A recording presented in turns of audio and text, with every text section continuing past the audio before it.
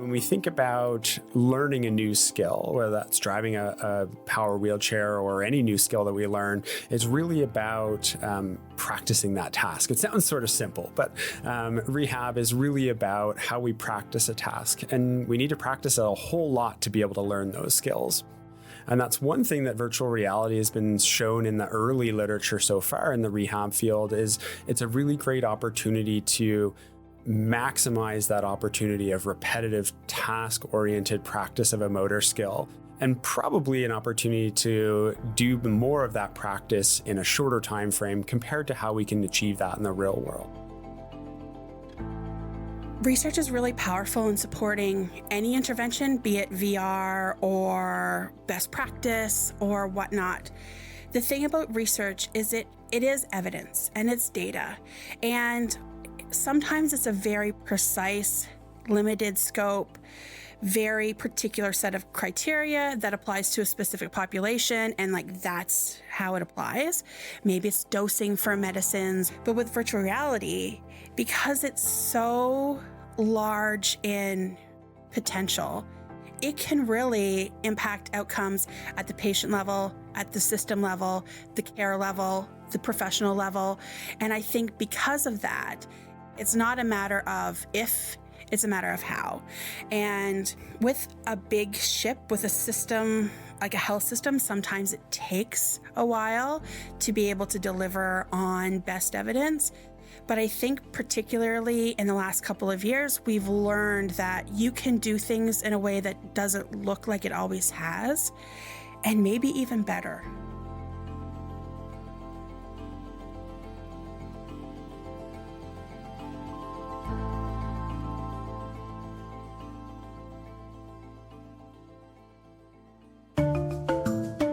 Welcome to Beyond Research, a podcast brought to you by Research Nova Scotia.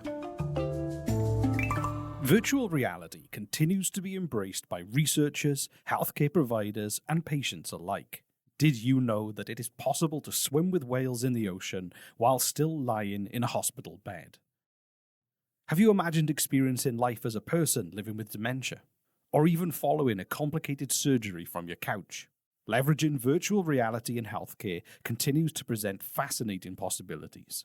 Although the field is still relatively new, there seems to be more and more examples of virtual reality having a positive effect on healthcare delivery, treatment, and training, both here at home and around the globe.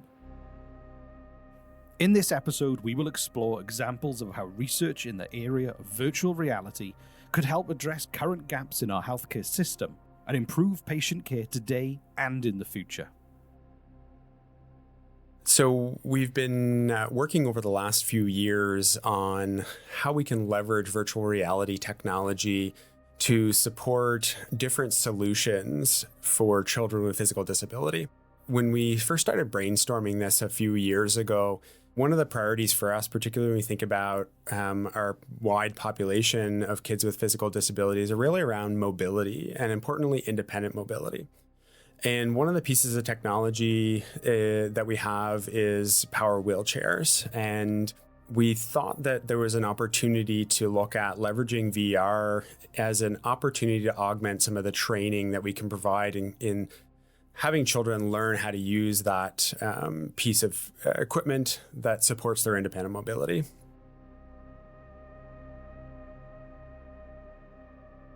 This is Dr. Jordan Shriko, Medical Director of Rehabilitation Services at the IWK Health Centre in Halifax, Nova Scotia. Jordan and his team are actively researching ways to incorporate VR technology into rehabilitation practices. Specifically, his current research project aims to help youths learn to operate their power wheelchairs using immersive VR.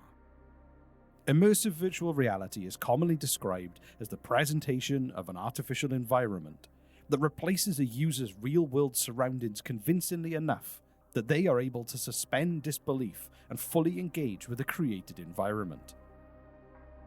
For this project, we did want to leverage immersive VR. There's been a few groups across Canada and internationally that have looked at more sort of two-dimensional virtual reality. And of course, VR encompasses a huge range of technology.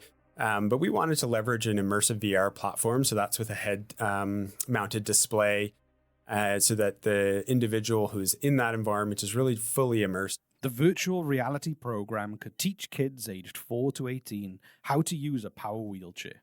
The idea is that the game aspect of VR would help engage youth while helping the wheelchair user gain the necessary wheelchair driving skills, all in a safe environment.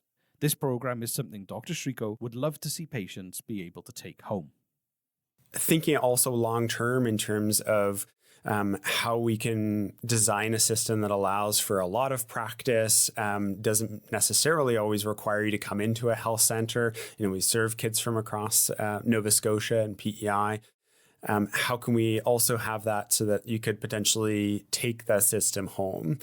So not needing a whole lot other than the computer, the software, the head-mounted display, the joystick interface. Recognizing that some children that are going to benefit from a power mobility device have significant degrees of mobility impairments that would require quite a lot of supportive seating environment. So those are things that we're going to tackle as time comes and we see the variety of kids that can use this training platform. But essentially that we hope that gives us an opportunity to really think about getting this type of technology to practice learning these skills outside of the health center into, perhaps your home, for example. Dr. Shriko lends much of the research program's success to date on the deep collaboration that was formed with an industry partner with software design and VR experience. We were lucky in getting connected with an industry partner. They originally started as Halifax VR. And as we began to collaborate, that spawned the new company of Mars VR Lab. And that was an embodiment of wanting to leverage their experience in software and VR development to help other people. That connection was facilitated by IWK Innovation Services and really brought us together to say, here we are as rehab clinicians, and here you guys are as computer programmers, VR experts. How can we bring those expertises together to co-develop that solution? And that's really where we started with power wheelchair training, knowing that we wanted to look at how we could augment some of the great work that's already happening in training youth how to use a power wheelchair, and really leveraging VR as a relatively new technology and demonstrating hopefully that there are huge applications for that technology as a training tool in rehab for kids. IWK Health and Mars VR Lab will co-develop the program and will share revenue if it is successfully commercialized. Technology and business entrepreneurs, along with their expertise and connections, in collaboration with leading medical experts, can build solutions that medical establishments truly need. These industry partnerships are unique, and in this case, have been critical to moving the research forward. I think what's really interesting and exciting about this is that we've approached it from an innovation lens. And sometimes in public healthcare and academia, collaboration with industry is a bit of a challenge. And, there are some pitfalls to that for sure. But it's really allowed us to build something that if we only had public funding or grant funded research, we may never have gotten here. By leveraging an industry business partner, we're able to leverage large amount of investment to go towards supporting the research costs, supporting the development costs. It's been really exciting to see that this idea that we started with a couple of years ago has spun off a new company. It's spun off several high-paying jobs in Nova Scotia, all because of that idea. And it's gotten us where research grants wouldn't have gotten us before. Dr. Shriko believes that there are obvious benefits to using virtual reality technology in a youth rehabilitation context. We certainly understand that in order to learn a new skill, it has to be something obviously that is a goal of ours, an intrinsic desire that we want to have to improve.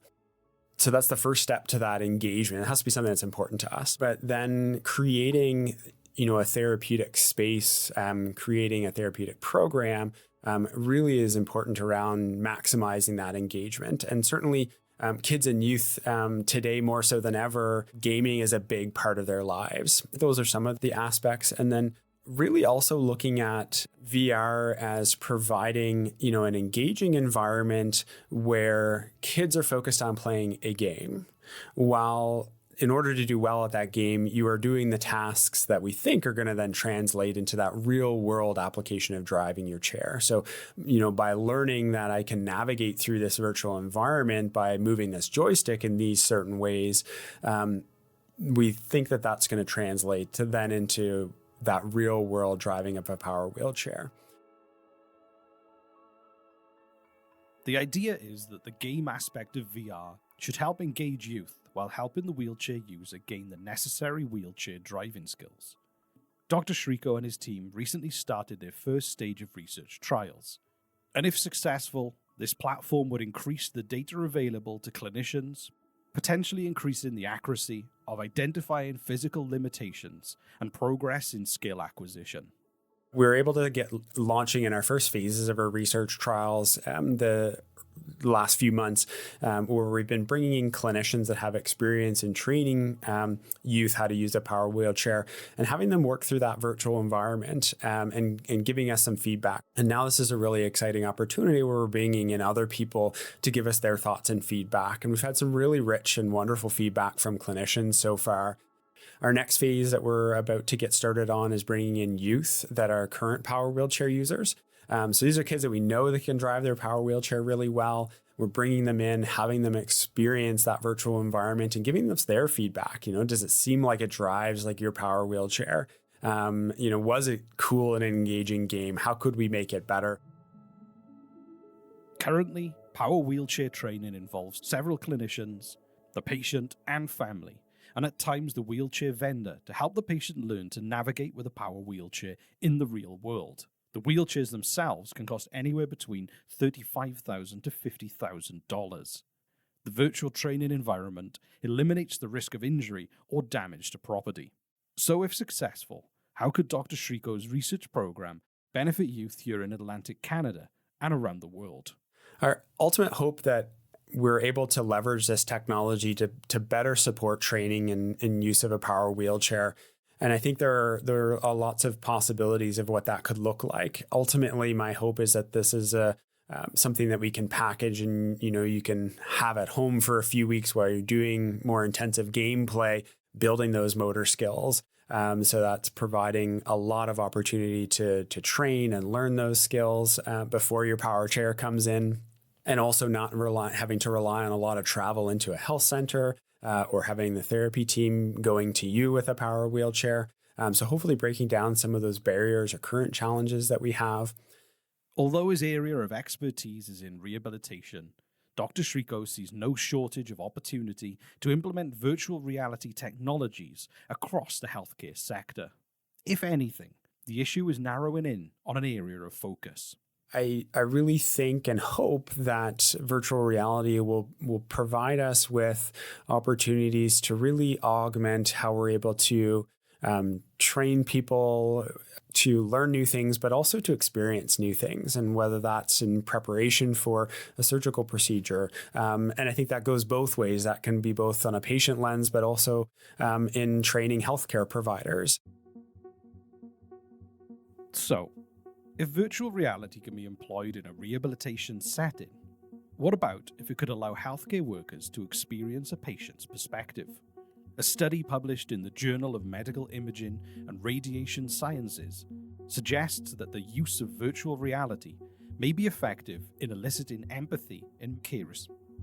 Megan Bryden and her team at the IWK Health Centre concluded that VR may provide an effective tool for healthcare workers to experience the perspective of care recipients. Our research project was to evaluate existing literature and see whether or not virtual reality could be used to improve or develop or elicit empathy in people who care either as a profession or after hours and for their families. Megan Bryden is a PACS application specialist at the IWK Health Centre. For those who are unfamiliar, medical radiation technologist roles can span a range of functions. Medical radiation technologist is one of a few professions. My background is in nuclear medicine technology, so it's based on physiologic imaging for your body. It could also be a MRI technologist, a CT technologist, an X-ray technologist. So it's all of us in the diagnostic imaging space, as well as the radiation therapist space. So radiation therapists are also medical radiation technologists. Radiation therapist would be someone who develops and provides radiation therapy and treatment for cancers.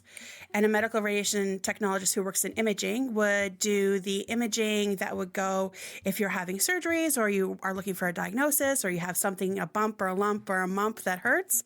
We're the ones that will look into and investigate why, what's going on, and help provide the images for diagnosis. As medical radiation technologists, Megan and her team are interested in the intersection of care and technology. And when assembling her research team, Megan took a unique approach. She was not only looking for expertise, but for passion as well. I was looking at doing a project and was kind of curious about virtual reality. And a few of my colleagues had reached out and said, if you're ever doing a research project, I'd love to be involved. I don't have very much experience, but I'm willing to learn. And anybody can learn anything. What you can't learn is passion. So I rounded up a few of my colleagues who are incredibly passionate from here to, I think the furthest away on our research team was from Manitoba, and a variety of different clinical experiences and academic experiences. And we dove into this project to look at how virtual reality, or whether virtual reality is an effective tool for eliciting empathy in carers. We're paid to care. That sounds terrible, but it's our job. It's our 9 to 5 or our 12 to 12s. We do a lot of night shifts too, 24/7, 365. But, we're paid to do this and it is our job. And then we go home and have the rest of our lives. There are a lot of people who do their job and then they go home and then continue to provide care, whether it's for somebody who's got cancer or dementia or any sorts of plethora of things going on. So we included carers, meaning informal carers, families, spouses, friends, church, community groups, people who provide care that aren't necessarily getting paid to do it. So a lot of the research has been in the healthcare space, but we wanted to include the broader definition of carers to really capture, the people who are, for lack of a better term, really carrying the burden of care outside of, the organized health system. Have you ever wondered what it feels like to live with dementia? How it feels to not be able to lift your hand above your head? How it feels to recover from a stroke? Experiencing such conditions through VR can help students and young healthcare professionals practice empathy in a safe environment and experience care scenarios that they may not have had the opportunity to experience otherwise. Megan believes that more research in virtual reality applications can help close care gaps by allowing clinicians and everyday carers to get a glimpse into the lives of the individuals they're providing care for. We can all make assumptions about an individual's circumstances, but until you live it, even virtually, you can never fully understand. So I think ultimately we're perceiving beings and we want to relate to people. And I always think about maybe the core of what we're drawn to with virtual reality is actually, when you watch a TV show and there's somebody you really dislike, and then 6 episodes go by and you get their backstory and you're like, wow, you've had a really hard, maybe I do like you. And I think that's sort of the power of virtual reality in terms of empathy, is that you get to see the experience or appreciate the experience of another. And the virtual bit allows you to interact in a way that maybe you wouldn't necessarily have access to.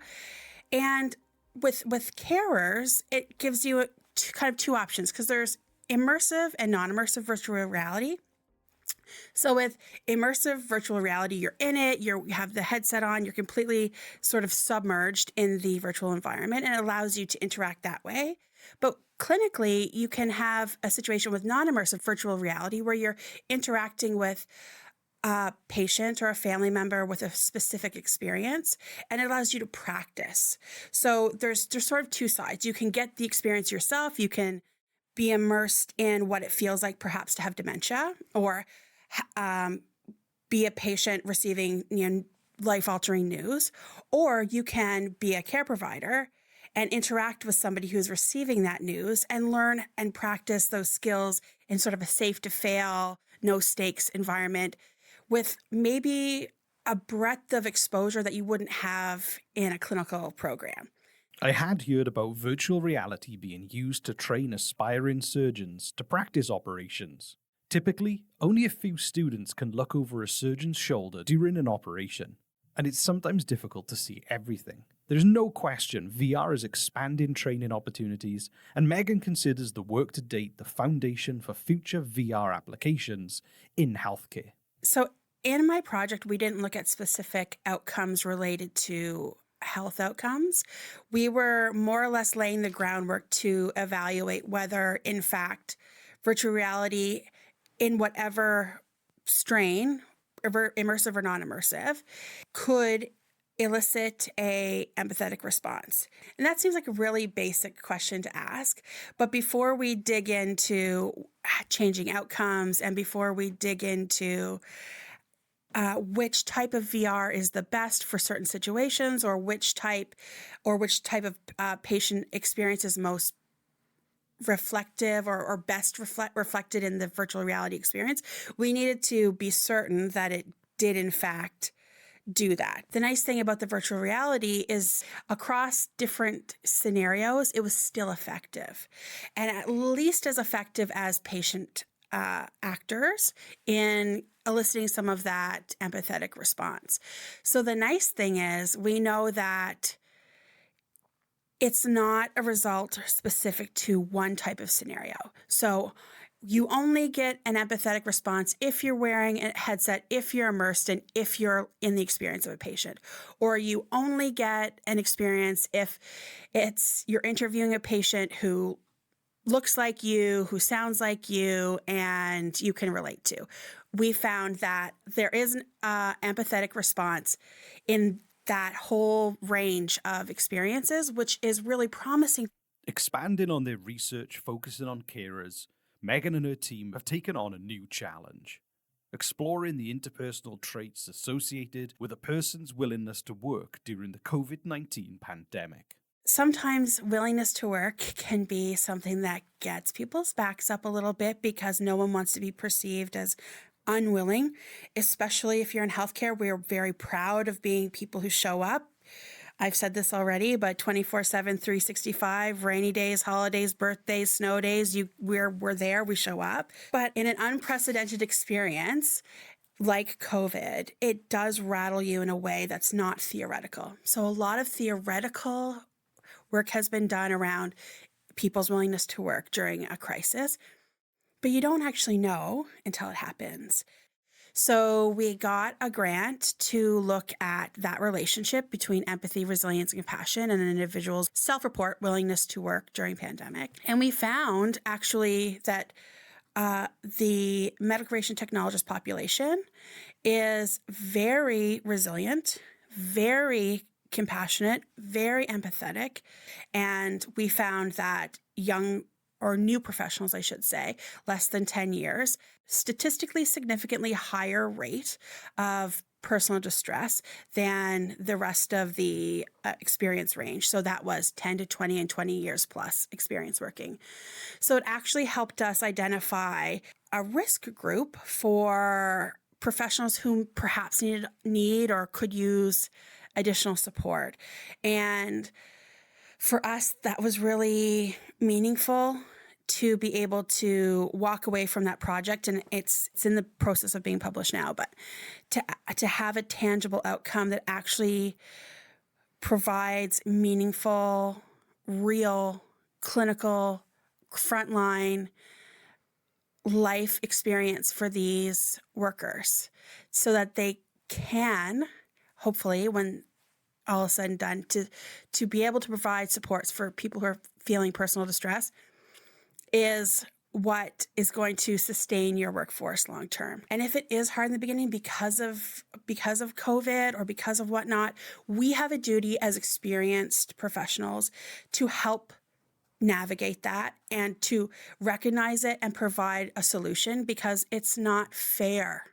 So, Megan's research suggests that the use of virtual reality may be effective in eliciting empathy in medical radiation technologists, and may provide an effective tool for healthcare workers to experience the perspective of care recipients. But what we've learned is that this technology could not only help care providers better understand their patients, but also their co-workers. This is an important point as pressures on our healthcare system continue to be tested. But are there consequences of empathy? When you look at empathy and, for lack of a better term, potentially the consequences of empathy, I think that while a lot of people think that it's very altruistic to get into healthcare, a lot of us get into it because it feels good. It feels good to care for people. It feels good to be part of somebody's journey. It feels good to be there when someone is struggling.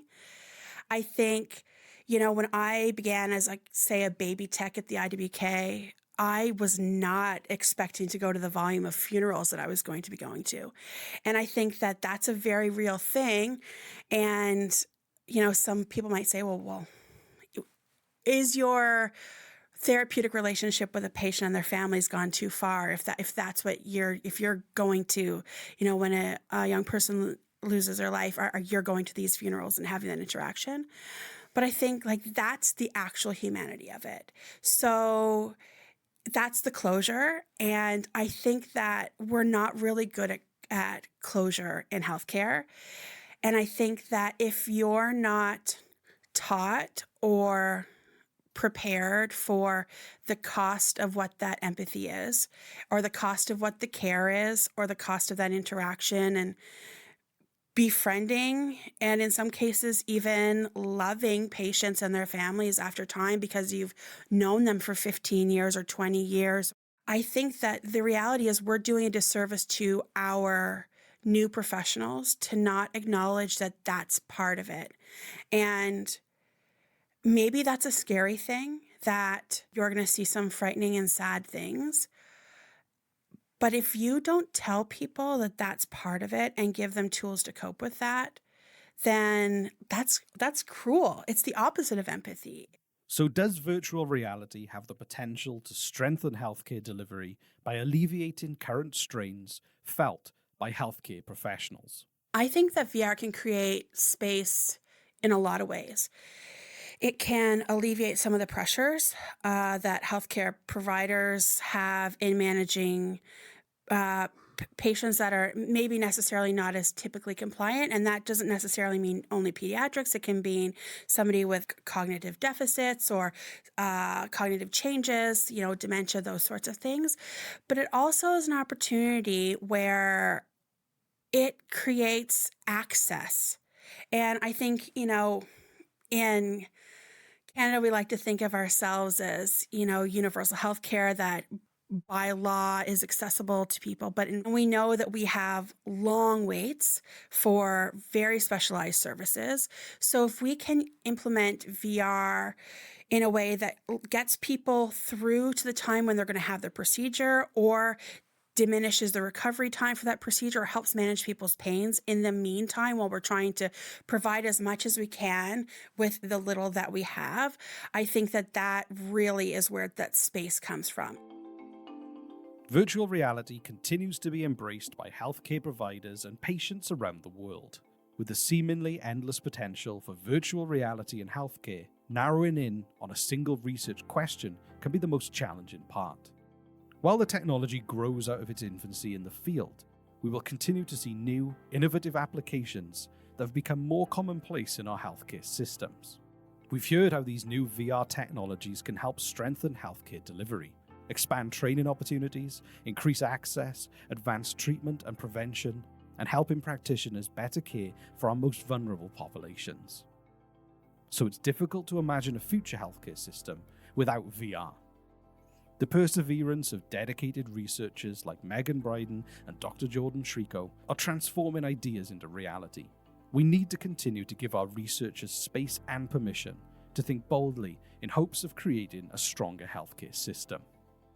I think there's a huge opportunity to leverage virtual reality technology, and it really kind of goes back to some of the ways that VR can really support the fundamental principles in rehab that we know helps people in gaining new motor skills. We know that in order to get better at something, if it's something that you're motivated in doing, you need to practice that task over and over and over again. And VR gives us an opportunity to design that in a way that's engaging and motivating, certainly for kids, but I think for adults as well. And I think it's really exciting to think about all those possibilities. Obviously, you have to try to rein yourself in and keep it, specific, and keep yourself kind of grounded to a project and purposeful at moving that forward. But I think there are a lot of opportunities, and that's really exciting to think about, really leveraging technology. Empathy is a tricky thing to describe because depending on your perspective, you may feel like that it is defined a certain way, and there's all sorts of academic ways that it's been described with domains and multifaceted and all sorts of things. For me, empathy is the insightful awareness of the experience of another. And I think that is not only key to empathy, but it's key to what makes us people, and to be insightfully aware that you're going through it, I'm going through it, the person who's lifting the lever at the bridge when the cars are honking is going through it. That is what lets us come together and be real after and ongoing what's been a heck of a couple of years, and probably will continue to be a struggle. That if we can find opportunity to have awareness and be insightful and be appreciative of the experience of someone else, we're golden. We're laughing. Take that to the bank.